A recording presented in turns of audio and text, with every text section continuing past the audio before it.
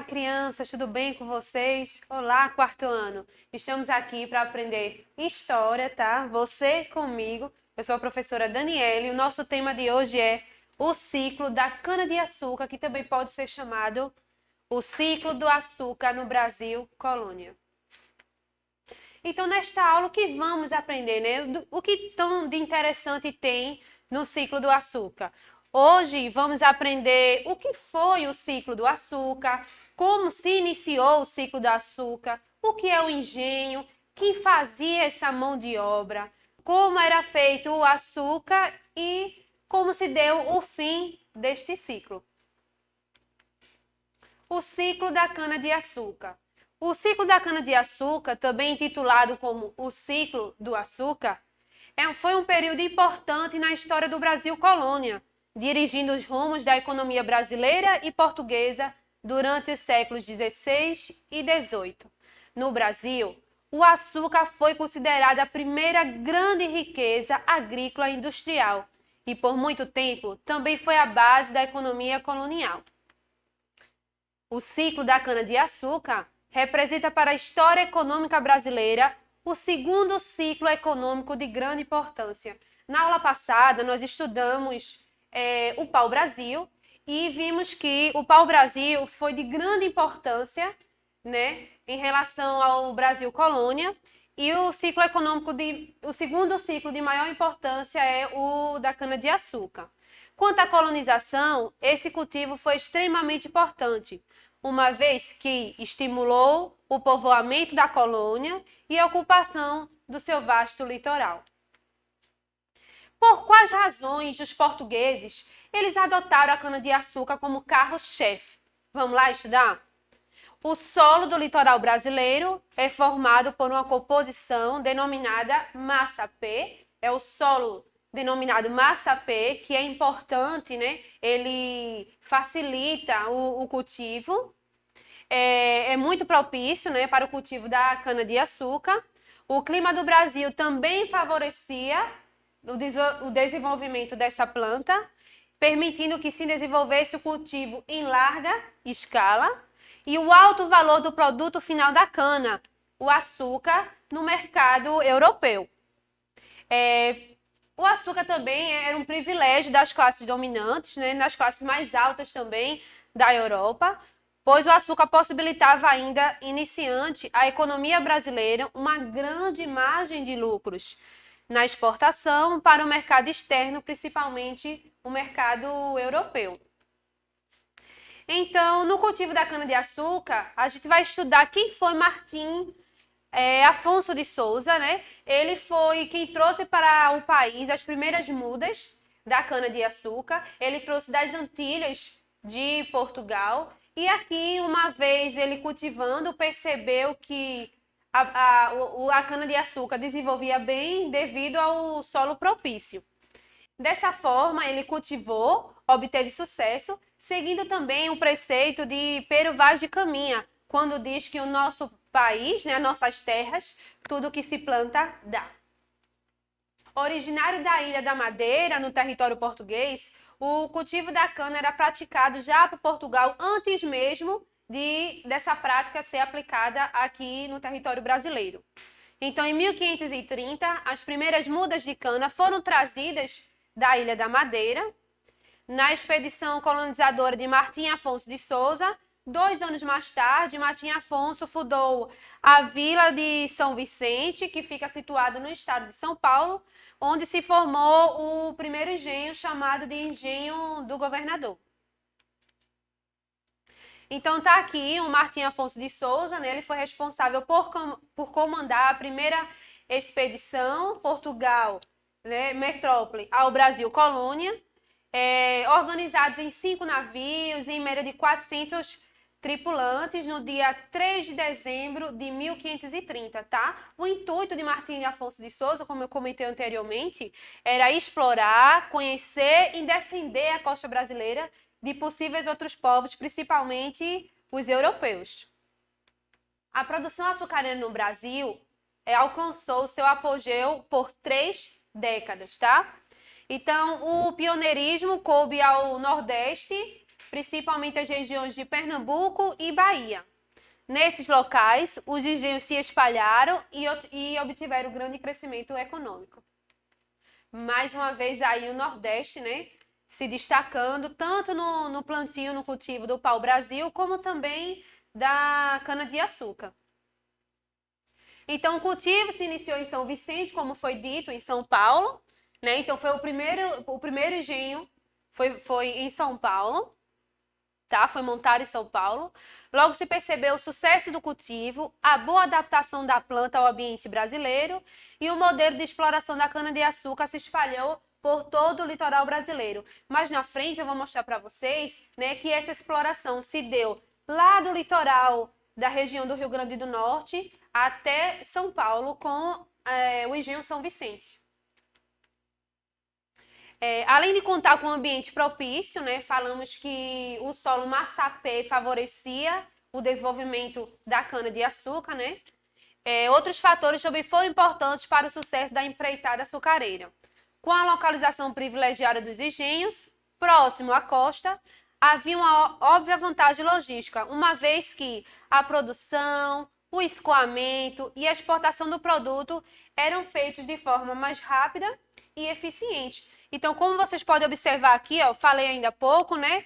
Desenvolveu as margens do litoral brasileiro, iniciando aqui em Natal, né? Passamos também por Porto Seguro, na Bahia, mas lá na frente a gente vai ver que os engenhos que mais se desenvolveram foram os da Bahia e os de Pernambuco, e finalizando aqui em São Vicente. Outra situação importante, né, que todas essas vantagens do crescimento rápido deste ciclo econômico transformaram a cana-de-açúcar no alicerce econômico português nos séculos XVI e XVII. O cultivo da cana-de-açúcar foi realizado na área de Zona da Mata, que se estende desde a faixa litorânea, né, do Rio Grande do Norte até o recôncavo baiano. Para o plantio, colheita e transformação do caldo de cana em grãos de açúcar, era empregada mão de obra escravizada negra e indígena, além de trabalhadores livres. Se vocês observarem bem, eu apresento aqui a vocês alguns trabalhadores que eram envolvidos na produção da cana-de-açúcar. Tem o mestre do açúcar, o purgador, o oficial de açúcar e o caldeireiro. O que é importante destacar no ciclo do açúcar? Vamos lá estudar? Então, com o crescimento da produção açucareira, notadamente em Pernambuco e na Bahia, o Nordeste tornou-se o centro da vida social, econômica e política. Então, os engenhos que mais se desenvolveram foram nas regiões de Pernambuco, né, e na região da Bahia. E por isso ele se tornou o centro econômico, político e social do nosso país. Portugal já tinha experiência com o cultivo da cana-de-açúcar. Produção, comércio, tá? Por volta de 1940, as colônias portuguesas de Açores e de Madeiras abasteciam não só a metrópole, que era Portugal, como passou a abastecer também algumas cidades da Europa, ou seja, o açúcar saía do nosso litoral brasileiro, chegava na metrópole, que era em Portugal, e dali, de Portugal, ele vendia o açúcar, exportava o açúcar, comercializava o açúcar para algumas regiões da Europa. O açúcar nacional, como eu falei, era destinado principalmente ao mercado dos países europeus, onde as estruturas mais produtivas, como na região Nordeste, né, usavam mão de obra escrava, e as estruturas mais simples, menores, utilizavam mão de obra indígena.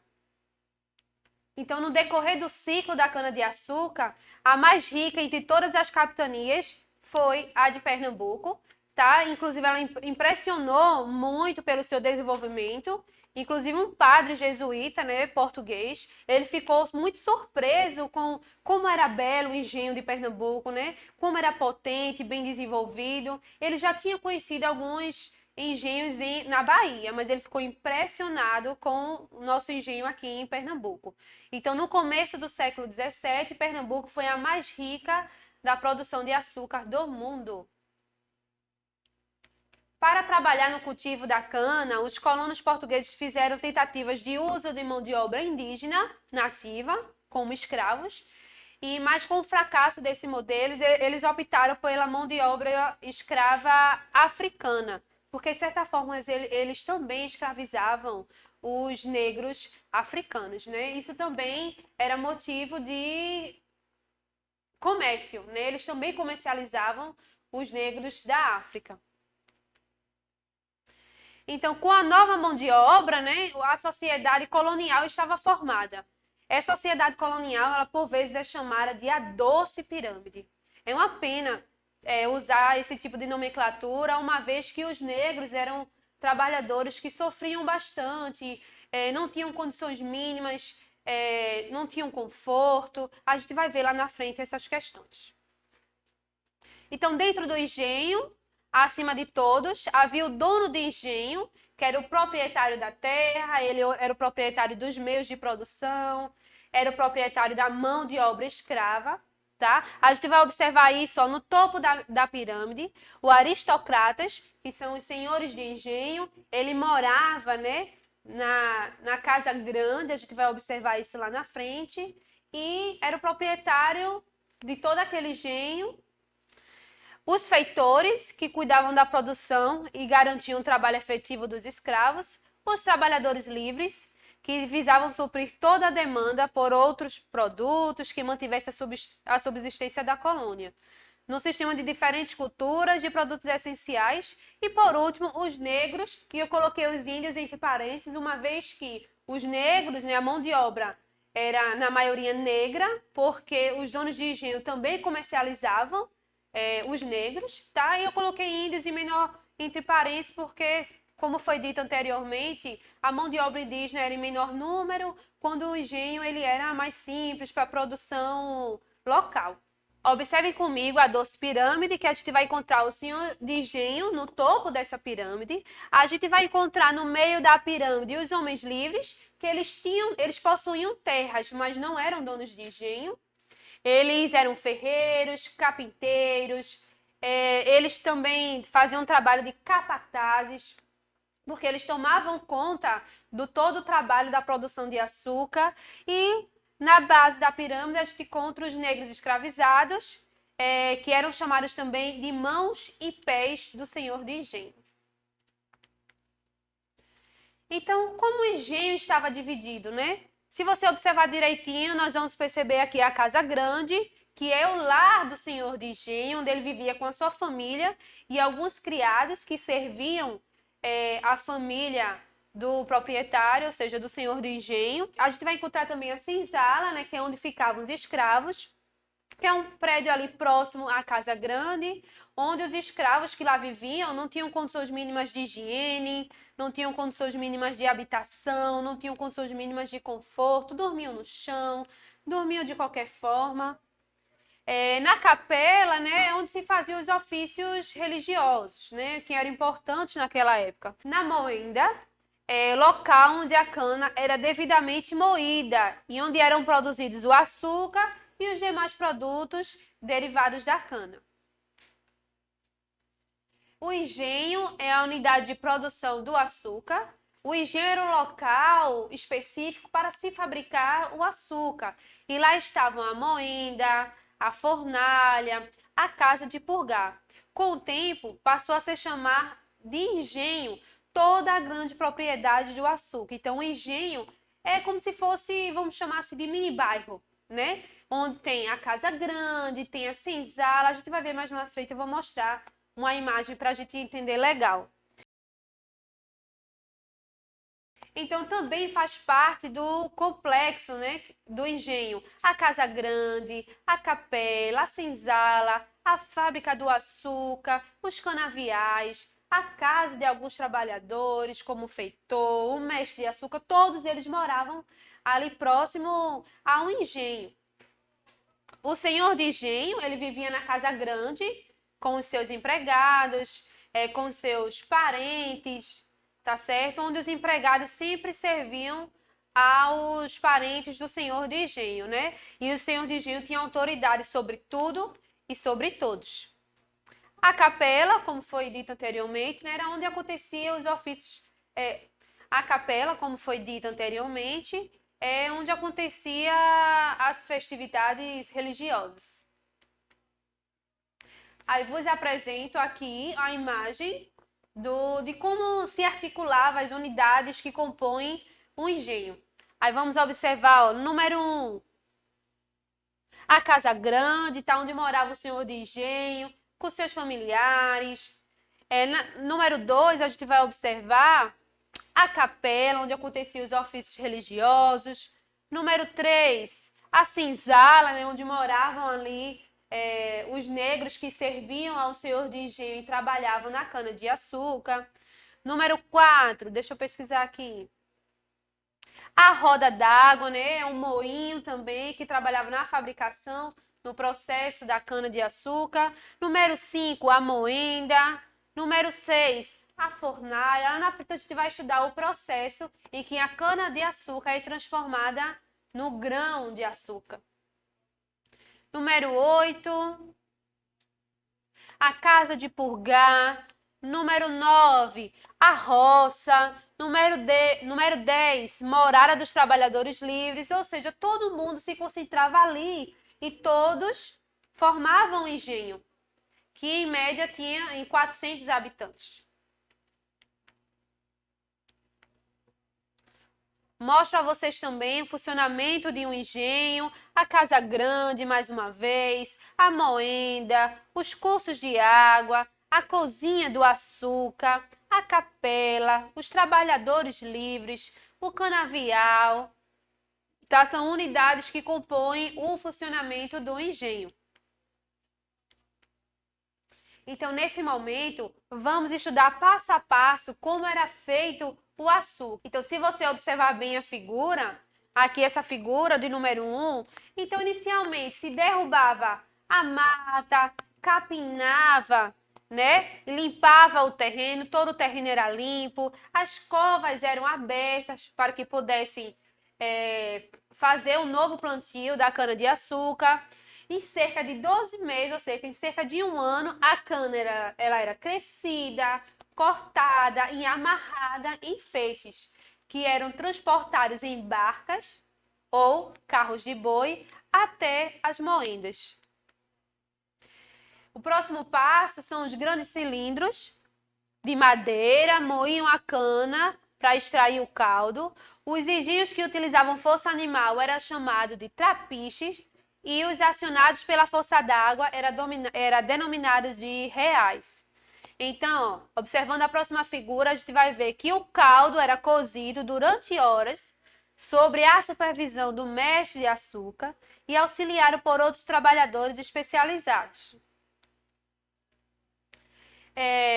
O próximo passo, vocês vão observar aí que quando atingia certo ponto, o melaço ele era purgado, ou seja, ele era purificado em formas de barro. Após aproximadamente 15 dias, o açúcar mascavo era de cor mais escura, né? Ele já estava pronto. Mas para alcançar um maior valor comercial, um maior valor de venda, o açúcar passava também pela etapa de branqueamento, que durava cerca de 30 dias. Depois desse período, o açúcar era retirado da forma.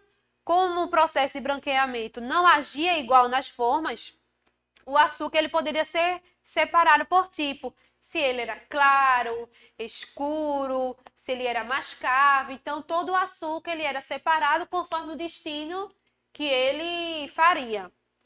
E aí, ficava exposto ao sol por até 20 dias.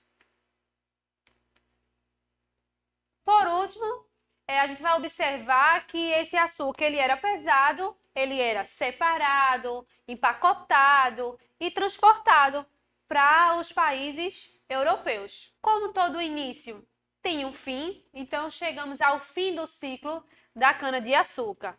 Então, a principal causa do fim do açúcar foi a concorrência dos engenhos implantados nas Antilhas holandesas e inglesas.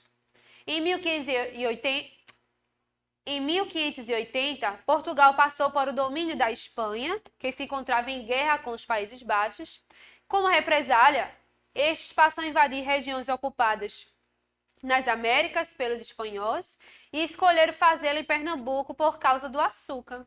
Em 1640, quando Portugal se viu livre do domínio espanhol e se concentrou em recuperar os territórios invadidos pelos holandeses, o que ocorreu em 1654. No entanto, a produção açucareira tinha sido bastante prejudicada pelos combates e decaiu nas décadas seguintes.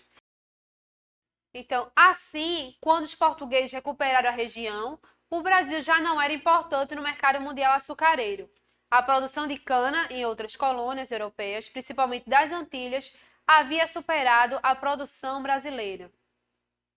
Então, observando o sucesso dos esforços portugueses no comércio do açúcar, a Holanda iniciou uma campanha agressiva para se aproveitar desse comércio. Os holandeses, liderados por Maurício de Nassau, invadiram a colônia em 1630, ocupando a região de Pernambuco, que era grande produtor e exportador de açúcar. Apesar dos esforços, os colonos não conseguiram retomar o mesmo ritmo de produção. Com isso, o ciclo da cana-de-açúcar terminou, mas não a sua produção local, que existe até hoje no país. Ali, os holandeses conseguiram permanecer por certo tempo e, enquanto isso, conseguiram acumular experiência no cultivo e na lida com a cana-de-açúcar até serem expulsos da colônia. Então, o tempo que a Holanda passou aqui nas nossas terras, ela aprendeu como se dava o cultivo da cana-de-açúcar e a sua produção.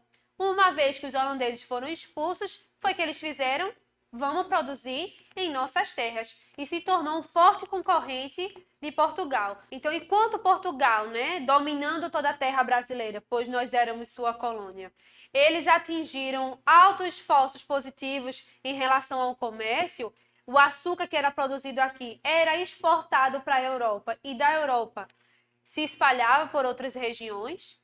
Uma vez que a Holanda também, o tempo que ela permaneceu aqui, ela aprendeu esse ofício, ela fez o mesmo lá. Então, uma vez que a Holanda passou a comercializar o seu açúcar nas suas regiões mais próximas ali da Europa, nós perdemos o mercado para os holandeses.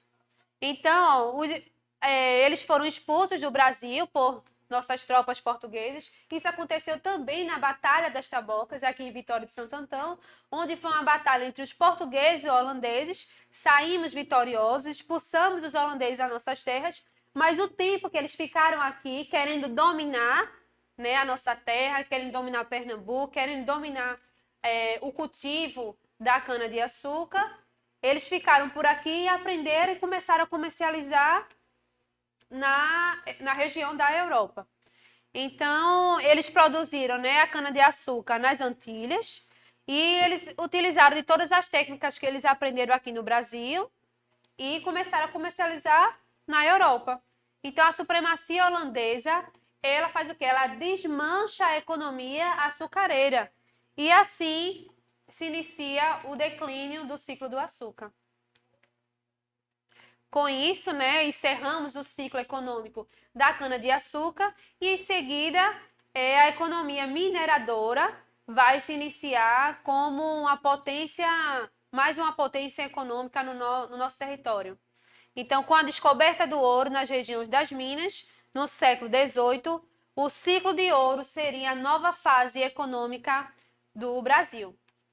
Então, enquanto eu pesquisava sobre o ciclo do açúcar, pesquisava sobre os engenhos, eu vi essa imagem que me chamou bastante atenção, porque ela me lembrou essa outra imagem aqui, que é o engenho Bento Velho, em Vitória de Santo Antão, que carrega as características do engenho daquela época. Talvez vocês já devem ter observado esse local, fica exatamente na saída da nossa cidade da Vitória, tá? Do lado direito, sentido Recife. É um engenho Bento Velho, provavelmente era um engenho que fabricava também o açúcar. Então, gente, estudamos o ciclo do açúcar, espero que vocês tenham gostado. Deixo aqui um abraço, até a próxima aula.